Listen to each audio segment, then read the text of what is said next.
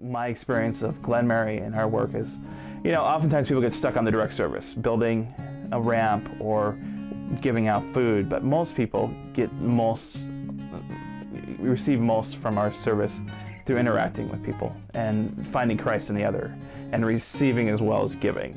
And that's why our program is kind of set up the way it is. It's a choice to say, I am going to do something not for money. All right, I'm going to take this time and invest this time to either discern what I want to do with my future or to serve those most in need and those who come down to serve those most in need. And then you receive from that the greater gifts of what is brought. There are so many gifts when you serve those most in need that you don't actually think would happen, right? You think it's always a one-way street. All right, the same with the groups. You're like, oh, I'm just going to do all this work for this group, and I'm not going to get anything out of this group. That's not how things work. It's always a two-way street.